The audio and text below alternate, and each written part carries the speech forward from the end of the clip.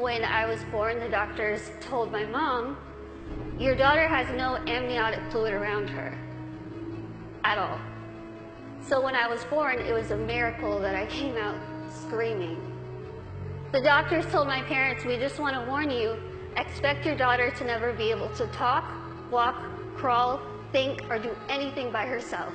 I had to deal with bullying a lot, but as I said, I was raised very normally. So when I started kindergarten, I had absolutely no idea that I looked different. No clue. I couldn't see that I looked different from other kids. I think of it kind of as a big slap of reality for a 5-year-old because I went into school first day decked out in Pocahontas gear. I was ready. I went in with my backpack that looked like a turtle shell because it was bigger than me. And I walked up to a little girl, I smiled at her. She looked up at me like I was a monster, like I was the scariest thing she'd ever seen in her life. I thought the day was going to get better, and unfortunately it didn't. The day kind of got worse and worse, and a lot of people just wanted to have absolutely nothing to do with me, and I couldn't understand why. Why? What did I do? I didn't do anything to them. In my mind, I was still a really cool kid. So I had to go home and ask my parents, what's wrong with me? What did I do? Why don't they like me? And they sat me down and they said, Lizzie, the only thing that's different about you is that you're smaller than the other kids. You have this syndrome, but it's not going to define who you are. For so long, I thought what defined me was my outer appearance. I thought that my little tiny legs and my little arms and my little face was ugly. I thought it was disgusting. I hated when I would wake up in the morning and I was going to middle school and looking in the mirror, getting ready and thinking, can I just scrub this syndrome off? It would make my life so much easier if I could just scrub it off. I would wish and pray and hope and do whatever I could to pray that I would wake up in the morning and I would be different and I wouldn't have to deal with these struggles. It's what I wanted every single day, and every single day I was disappointed. My life was put into my hands, just like your lives are put into yours. You are the person in the front seat of your car. You are the one who decides whether your car goes down a bad path or a good path. You are the one that decides what defines you. And let me tell you, it could be really really hard to figure out what defines you. Because there are times where I would just get so annoyed and frustrated, and I don't care what defines me. When I was in high school, I found a video, unfortunately, that somebody posted of me, labeling me the world's ugliest woman.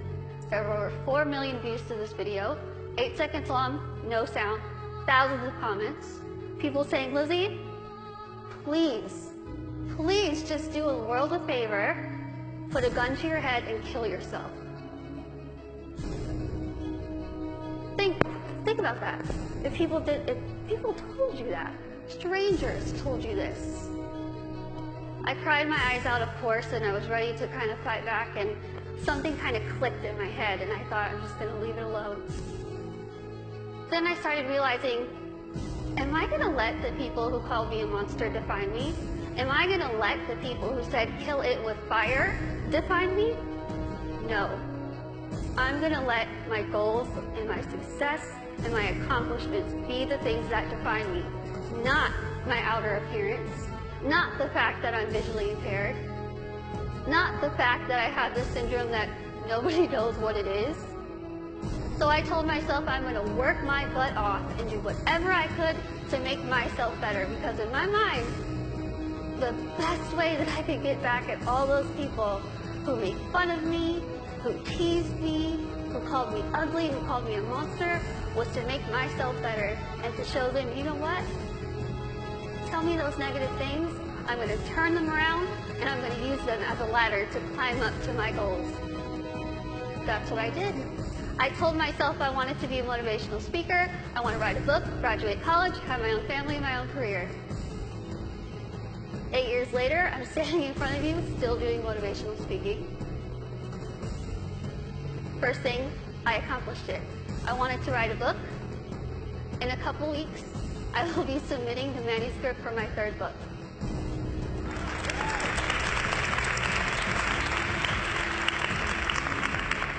I wanted to graduate college, and I just finished college.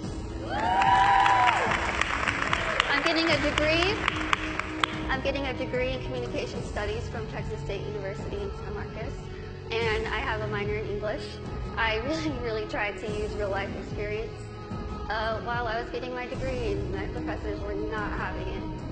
But I wanted to have, lastly, my own family and my own career, and the family part is kind of down the line. My career part, I feel like I'm really doing well with it, considering the fact that when I decided I wanted to be a motivational speaker, I went home, I sat in front of my laptop, went to Google, typed in how to be a motivational speaker. I'm not even joking. I worked my butt off.